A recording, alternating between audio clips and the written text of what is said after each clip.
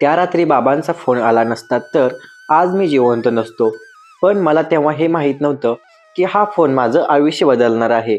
मी तेव्हा 22 वर्षाचा होतो. शहरात काम करत होतो. लहानशी एक खोली होती, एक खाट होती आणि एक जुना पंखा. आई गावाला, बाबा शेतावर. मी एकटाच त्या दिवशी. मला सकाळपासूनच थोडं वेगळं वाटत होतं. डोकं दुखत होतं. पायात ताकद नव्हती. मी स्वतःला म्हणालो, थोडा ताप आहे, उतरून जाईल. पण रात्री श्वास घ्यायला त्रास व्हायला लागला. छातीत जडपणा. मी उठायचा प्रयत्न केला, पण पाय चालत नव्हते. तेवढ्यात फोन वाजला आणि स्क्रीनवर नाव होतं बाबा. बाबांचा फोन. हॅलो बाबा, तुझा आवाज असा काय येतोय? मी म्हणलो, काही नाही, थोडा ताप आहे. बाबा शांत झाले. ते म्हणाले, तू खोटं बोलतोयस, मला खरं सांग. मी म्हणालो, श्वास घ्यायला त्रास होतोय. त्या क्षणी त्यांचा आवाज बदलला. तू लगेच हॉस्पिटलला जा बरं. बाबा म्हणाले, आता मी लगेच निघतो. मी म्हणालो, नको बाबा, एवढ्या लांबून. ते म्हणाले, मी बाबा आहे, अंतर माझ्यासाठी काही नाही. मी हॉस्पिटलला पोचलो, पण डॉक्टरांनी जे सांगितलं ते ऐकून माझे पाय थरथरत कापायला लागले. डॉक्टर म्हणाले, तुला लगेच ॲडमिट करावं लागेल. माझ्या हातात ही फाईल पडली. मी आईला फोन केला. आई रडत म्हणाली, मी इथे आत्ताच. बाबा आधीच निघाले होते, पण बाबाकडे हॉस्पिटल येईपर्यंत येण्याचा पुरेसे पैसेही नव्हते. परत मला कळलं, बाबा गावातून रात्री बसने निघालेत. खिशात फक्त 500 रुपये बसमध्ये बसून. ते देवाला म्हणत होते, माझ्या मुलाला काही होऊ देऊ नकोस. आणि मी इकडे हॉस्पिटलच्या बेडवर मरण आणि जगणं यामध्ये लढत होतो. मला ICU मध्ये नेलं. आजूबाजूला मशिनींचा आवाज. छातकडे पाहत होतो. मनात एकच विचार, जर मी मेलो तर आई बाबांचं काय? तेवढ्या दरवाजा उघडला आणि जे दृश्य दिसलं त्याने मला आतून तोडलं. बाबा उभे होते, एकदम डोळे लाल, घामाघूम. जे माझ्या जवळ आले, कपाळावर हात ठेवला. आता काही नाही होणार तुला, मी आलोय. मी रडलो. पण डॉक्टरांनी जे पुढे सांगितलं ते ऐकून बाबाचं तोंड पांढरं पडलं. डॉक्टर म्हणाले, खूप सिरियसली आहेत, ट्रीटमेंट महाग आहे. बाबांनी विचारलं, पैसे किती लागतील? डॉक्टर म्हणाले, सध्या सांगता नाही येणार. बाबांनी खिशात हात घातला. फक्त खिशात 500 रुपये. ते बाहेर गेले आणि त्याने जो निर्णय घेतला तो ऐकून स्वतःचा तिरस्कार वाटू लागला. माझा मलाच. आई आली.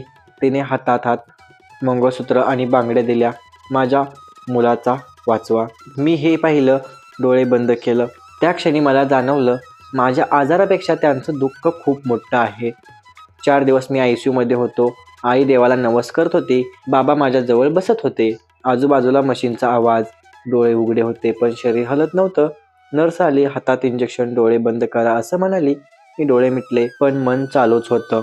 तेवढ्यात मला बाबांचा आवाज ऐकू आला, पण तो आवाज रडत होता. बाबा डॉक्टरांना म्हणत होते, माझा मुलगा वाचेल ना? डॉक्टर शांत होते. ते म्हणाले, आता काही सांगता येत नाही. बाबा खाली बसले. मी डोळे उघडायचा प्रयत्न केला, पण शक्य नव्हतं. तेवढ्यात आई आली. आई तिने जे केलं ते पाहून सगळे शांत झाले. आई ICUच्या बाहेर उभी होती. तिने ओढणी डोक्यावर घेतली आणि देवासमोर हात जोडले. माझ्या मुलाला काही झालं तर मी जगणार नाही, हे शब्द माझ्या कानात घुंगत होतं. आणि तेवढ्या डॉक्टरांनी आईला बाजूला बोलावलं.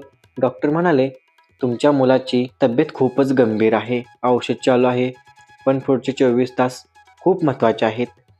आई जमिनीवर बसली. बाबा उभे राहिले. पण पुढचा प्रश्न पैशाबद्दल होता. डॉक्टर म्हणाले, ट्रीटमेंटसाठी आत्ता ॲडव्हान्स लागेल. बाबांनी खिशात हात घातला तर फक्त बाबांच्या खिशात 500 रुपये होते. त्याने ते डॉक्टरांच्या हातात दिले. डॉक्टर थोडा वेळ थांबले. काहीच बोलले नाही.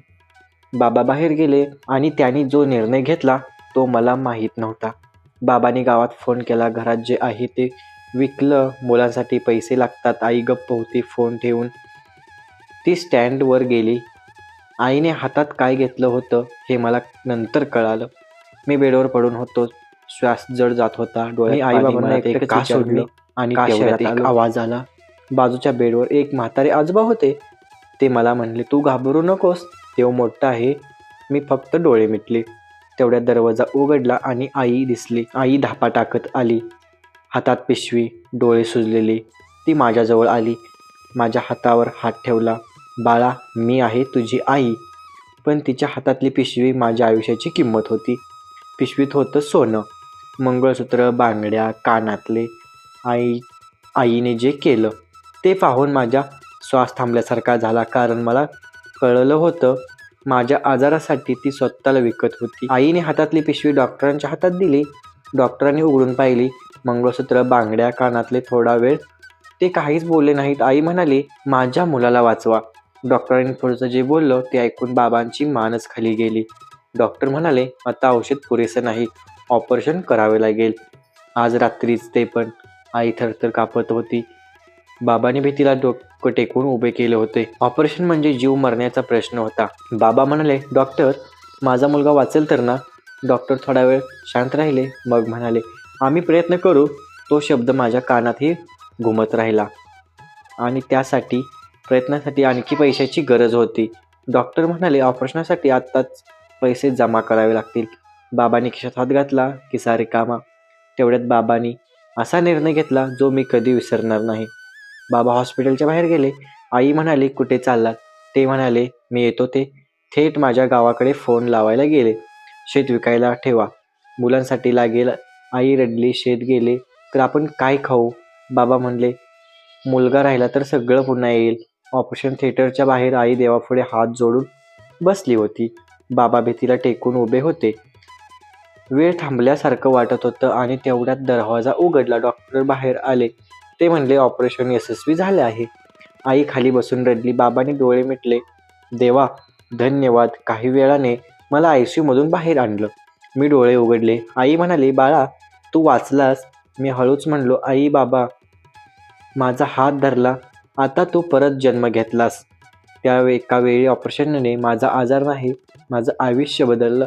आज मी जिवंत आहे कारण माझ्या आईबाबांनी माझ्यासाठी स्वतःचं आयुष्य दिलं. तर मित्रांनो, या कथेवरून एकच गोष्ट समजते की आई वडील आपल्यासाठी काहीही करू शकतात. तुम्हाला ही कथा कशी वाटली हे आम्हाला कमेंट करून नक्की सांगा. तसेच आपल्या महाराष्ट्रातील कोणत्या गावातून किंवा कोणत्या शहरातून तुम्ही ही आमची कथा ऐकत आहात हेही कमेंट करून सांगा. जर कथा आवडली असेल तर व्हिडिओला लाईक करा आणि आपल्या चॅनलला सबस्क्राईब नक्की करा, जेणेकरून अशाच नवनवीन आणि हृदयस्पर्शी कथा आम्हाला तुमच्यासाठी घेऊन येऊ शकतो. धन्यवाद.